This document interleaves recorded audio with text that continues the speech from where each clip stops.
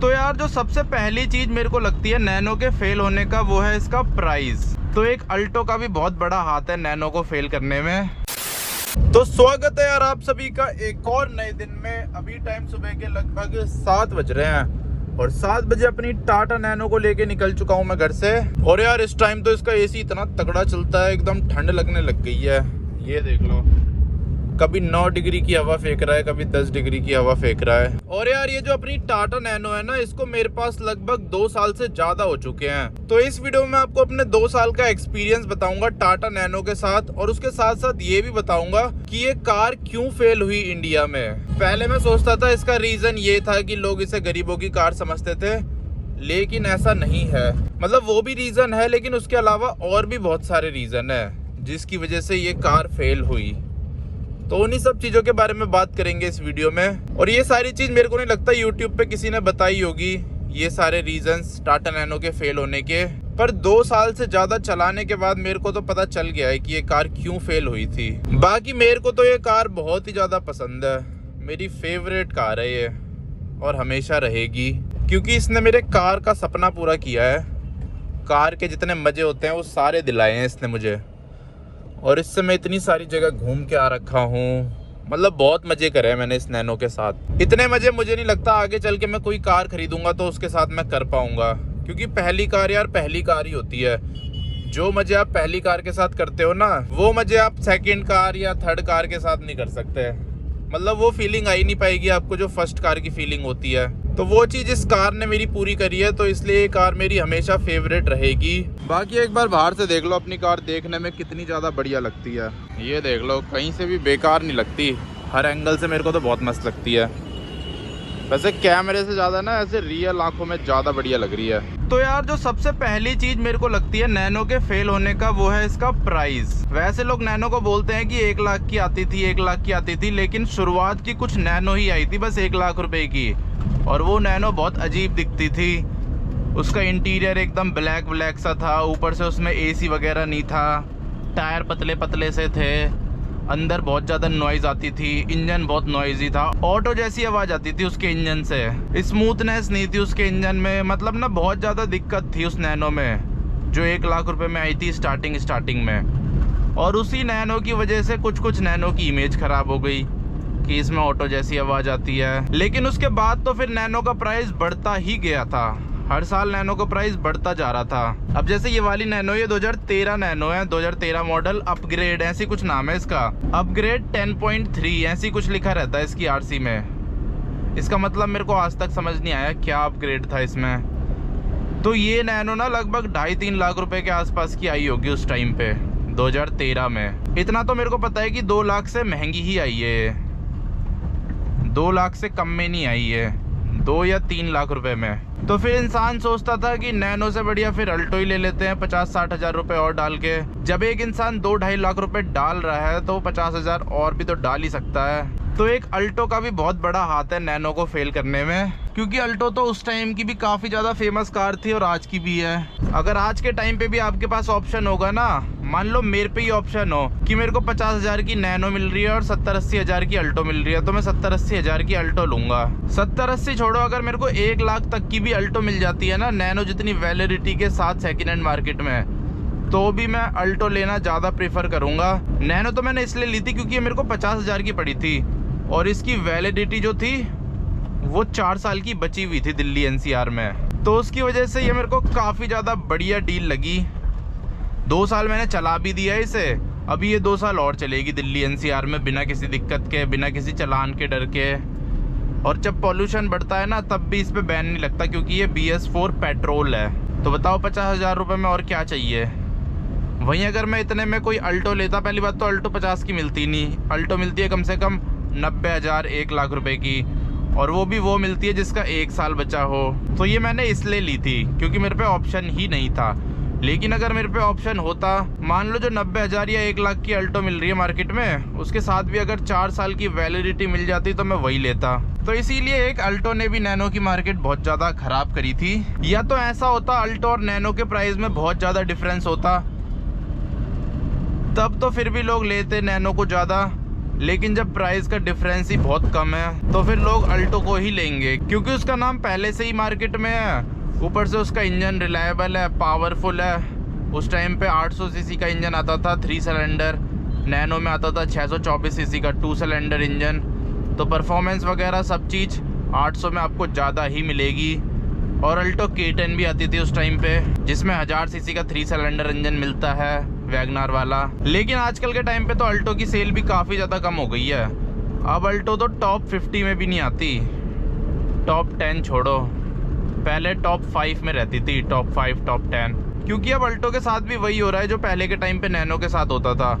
5.5-6 लाख रुपए की अल्टो मिल रही है, उसमें 50-60 हज़ार रुपये जोड़ के टियागो आ जा रही है, जो कि एक ऊपर के सेगमेंट की कार है अल्टो से। सेफ्टी वाइज भी तगड़ी है, देखने में भी बहुत बड़ी है, इंटीरियर भी बहुत ज़्यादा प्रीमियम है, पावर भी ज़्यादा है। और फिर टियागो में थोड़े पैसे और डालोगे तो पंच आ जाती है, तो इसीलिए अब पंच बन रखी है, टॉप 5 में आती है पंच, टॉप 5 सेलिंग कार में। वहीं अल्टो टॉप 50 में भी नहीं आती। तो जो हाल उस टाइम पे नैनो का हुआ था अब वो अल्टो के साथ हो रहा है। अल्टो की सेल काफ़ी ज़्यादा गिर चुकी है पहले के मुकाबले, और अब मेरे ख्याल से मारुति वाले भी जोर नहीं दे रहे अल्टो को बेचने में, वो और गाड़ियों को बेचने में ध्यान दे रहे हैं आजकल। अल्टो भी अब बहुत ज़्यादा ओवर प्राइस प्रोडक्ट बन चुकी है। और ऊपर से यार उस टाइम के लोग भी थोड़े वैसे थे कि नैनो की मार्केटिंग थोड़ी वैसे हो गई थी, चीपेस्ट कार की तरह। तो पहले के लोग इन सब चीज़ों के बारे में ज़्यादा सोचते थे कि और क्या सोचेंगे कि हम सस्ती गाड़ी चला रहे हैं। आजकल नहीं सोचते लोग इतना, लेकिन उस टाइम पे ज़्यादा सोचते थे। तो नैनो के साथ ना बहुत सारी चीज़ें हुई थी, बहुत सारी। ऐसा नहीं था कि कोई एक रीज़न लगा इसको फेल होने का, बहुत सारे रीज़न मिले नैनो को फेल होने के, और उसी वजह से ये फेल हुई और फिर लास्ट में बंद हो गई। और अब मेरे को नहीं लगता कि दोबारा से नैनो रिलॉन्च होगी, क्योंकि अब टाटा के अच्छे अच्छे प्रोडक्ट बिक रहे हैं सही सही मार्केट में, और इतने कम प्राइस में अगर वो कार बनाते भी हैं फिर उसमें सेफ्टी वगैरह नहीं होगी। क्योंकि अगर आप पैसे कम दे रहे हो ना तो किसी ना किसी चीज़ के साथ आपको कॉम्प्रोमाइज़ करना ही पड़ेगा। मारुति और टाटा में यही तो डिफरेंस है, मारुति इंजन दे देती है बड़ा, टाटा सेफ्टी दे देता है ज़्यादा। तो इतने पैसों में आपको इतनी ही मिलेगी, या तो सेफ्टी ले लो या तो इंजन ले लो। अब किसी के लिए इंजन ज़्यादा ज़रूरी हो सकता है और किसी के लिए सेफ्टी ज़्यादा ज़रूरी हो सकती है। कोई ये बोलेगा कि गाड़ी है इंजन तो अच्छा होना ही चाहिए, सेफ्टी तो सेकेंडरी है। कोई ये बोलेगा हॉस्पिटल जाने से बढ़िया है कि सर्विस सेंटर ही जा लो, कम से कम जिंदा तो रहोगे। जब आप ही मर जाओगे तो रिलायबिलिटी का, अच्छे इंजन का, माइलेज का क्या करोगे। और अगर ये दोनों चीज़ें चाहिए फिर आपको अपना बजट बढ़ाना पड़ेगा, उसमें आपको दोनों चीज़ें मिल जाएंगी, सेफ्टी भी मिल जाएगी, परफॉर्मेंस भी मिल जाएगी, लेकिन हाँ माइलेज तो फिर भी नहीं मिलेगी। और चलो कोई इंसान अल्टो छोड़ के उस टाइम पे नैनो ले भी लेता, पर नैनो में दिक्कतें भी तो हैं। पहली दिक्कत तो जैसे इसका जो इंजन है उसको एक्सेस करने के लिए बहुत मेहनत करनी पड़ती है, ऊपर से पार्ट्स वगैरह मिलने में भी दिक्कत होती है। और सबसे मेन चीज़, जितना एक नॉर्मल अल्टो का खर्चा है, वैगनार का खर्चा है मेंटेनेंस का या फिर पेट्रोल का, उतना ही नैनो का भी है। ऐसा नहीं है कि नैनो आपको बहुत ही ज़्यादा माइलेज दे देगी, सिटी के अंदर एसी चला के ये ऐसी 12-13 का माइलेज देती है, इतना ही अल्टो भी दे देती है। अल्टो छोड़ो, इतना तो बलिनो भी दे देती है जिसमें 4 सिलेंडर इंजन आता है, स्विफ्ट दे देती है। हाँ हाईवे पे नैनो थोड़ा ज़्यादा माइलेज दे देती है, 28-29 तक का, वो भी जब आप इसे 60 पे चलाओगे, जो ग्रीन सा है उसमें चलाओगे। अगर हाईवे पे ऐसे 80-90 चलाओगे तो हाईवे पे ये 25-26 का माइलेज देगी। तो इसीलिए माइलेज में भी ऐसे कुछ मेजर डिफरेंस नहीं है, चाहे आप पेट्रोल में नाप लो या सीएनजी में नाप लो। तो ये भी रीजंस है नैनो के फेल होने के, सिर्फ वही रीज़न नहीं है कि मार्केटिंग गलत हुई, प्रोडक्ट में भी थोड़ी दिक्कत थी और प्राइसिंग में भी थोड़ी दिक्कत थी। इतनी ज़्यादा भी सस्ती नहीं थी कि उतने में कोई और कार ना आ सके। अगर इतनी ज़्यादा सस्ती होती ना कि उतने में लोगों के पास ऑप्शन ही नहीं होता कोई और कार खरीदने का, ये लगा लो उसके आसपास भी ऑप्शन नहीं होता। अगर इंसान 50-60 हज़ार भी डाल दे और तब भी वो कोई कार नहीं खरीद सकता दूसरी, या 1 लाख रुपए भी और डाल दे तब भी कोई कार नहीं आती मार्केट में, तब लोग लेते हैं इसे। पर जब 40-50 हज़ार रुपये डाल के दूसरी कार आ रही है अल्टो जैसी, जिसका इतना तगड़ा नाम है, रिलायबिलिटी है, माइलेज है, हर चीज़ है, परफॉर्मेंस है, तो फिर तो इंसान वही खरीदेगा। आप भी होते तो आप भी वही खरीदते, मैं भी होता तो मैं भी वही खरीदता। और ऊपर से इसमें 4 गियर आते हैं, अल्टो में 5 गियर आते हैं। वैसे स्पेस वाइज ये अल्टो से ज़्यादा बढ़िया है, स्पेस इसमें अल्टो से डबल मिलता है। स्पेस इसमें आपको अल्टो से ना 30-40% ज़्यादा ही मिलता है, चाहे हेड रूम ले लो, लेग रूम ले लो, ऐसे में ले लो। पर ये है कि और चीज़ें अल्टो से बहुत कम है। और सबसे मेन चीज़ कि अगर आप नैनो रखोगे तब भी आपको उतने ही पैसे खर्च करने पड़ेंगे मेंटेनेंस में, पेट्रोल में। अल्टो रखोगे, वैगनर रखोगे, सिलेरियो रखोगे, तब भी आपको उतने ही पैसे खर्च करने पड़ेंगे मेंटेनेंस और पेट्रोल में। तो फिर इंसान सोचता है कि स्टार्टिंग में थोड़े एक्स्ट्रा पैसे डाल के थोड़ी बड़े इंजन की कार ले लेते हैं, क्योंकि उसके बाद तो मेंटेनेंस वगैरह पेट्रोल तो सेम ही लगेगा। तो यार मेरे हिसाब से तो यही सारे रीजंस है टाटा नैनो के फेल होने के। बाकी उसके अलावा वो भी रीज़न है कि मार्केटिंग वगैरह अच्छी नहीं हुई, जो मतलब मेन रीज़न है जो सबको पता है वो तो है ही, लेकिन उसके अलावा ये भी रीजंस हैं जो मैंने बताए हैं इस वीडियो में। लेकिन ऐसा भी नहीं है कि ये गाड़ी बहुत ही ज़्यादा कम बिकी है। 2018 में नैनो डिसकंटिन्यू हो चुकी है, लेकिन आज भी रोड पे दिखी जाती है। दिल्ली में तो बहुत दिखती है, मैं घर से निकलता हूँ कम से कम 1-2 नैनो तो दिख ही जाती है, कभी कभी ज़्यादा भी दिख जाती है। तो ऐसा भी नहीं है कि बिल्कुल ही नहीं बिकी है, लेकिन उतनी ज़्यादा नहीं बिकी। और फिर 2018 के आसपास तो इसका प्राइस इतना ज़्यादा बढ़ गया था। जो नैनो का ट्विस्ट वाला मॉडल आया था उसका प्राइस तो बहुत ही ज़्यादा बढ़ गया था, वो तो मेरे ख्याल से अल्टो के बराबर पे ही पहुंच गई थी, क्योंकि उसमें दुनिया भर के अपग्रेड हो चुके थे, इंटीरियर बहुत ज़्यादा प्रीमियम हो चुका था, लेकिन इंजन वही सेम था, पावर वही सेम थी, मतलब जो कमियां थी वो वही सेम थी, बस ये है कि फीचर बढ़ गए थे। पर जो भी था ये था तो एक मास्टरपीस। मतलब ऐसी कार आपको कभी ज़िंदगी में देखने को नहीं मिलेगी जैसे इसे बनाया गया है। इतनी छोटी छोटी चीज़ों का इतना अच्छे से ध्यान रखा गया है। इतनी छोटी कार है फिर भी इसमें आपको स्टेपनी भी मिलती है।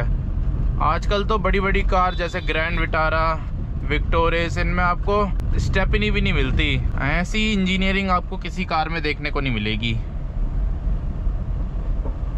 चलो सोसाइटी में पहुंच चुका हूं मैं। अब हमारे यहाँ ना यहाँ डब्बे बन गए हैं, डब्बों के अंदर गाड़ी खड़ी करनी होती है। ये देखो दिख रहा होगा तो, अब डब्बे के अंदर लगाते हैं नैनो। चलो लगा दिया डब्बे में। और इस कार में ना टाटा एस गोल्ड वाला इंजन यूज कर रखा है टाटा ने, जो छोटा हाथी भी बोलते हैं जिसे, उसमें जो पेट्रोल वाला इंजन होता है वही यूज कर रखा है इस कार में। तो दोनों के जो पार्ट्स है ना वो भी लग जाते हैं एक दूसरे में, जैसे इग्निशन वायर हो गई, दोनों की सेम सी होती है। तो यार अपनी चमचमाती हुई नैनो लगा दी मैंने पार्किंग में। ये देखो कितनी मस्त चमक रही है, शाइन देख रहे हो इसकी। बल्कि मैं कुछ भी नहीं करता, पॉलिश वॉलिश भी नहीं करता, बस कपड़ा मारता हूँ, मस्त चमक जाती है चारों तरफ से। ये देखो छत देखो इसकी। और देखो ये खड़ी है अपनी हॉर्नेट 125, ये भी कितनी बढ़िया लगती है, मन करता है बस देखते ही रहो।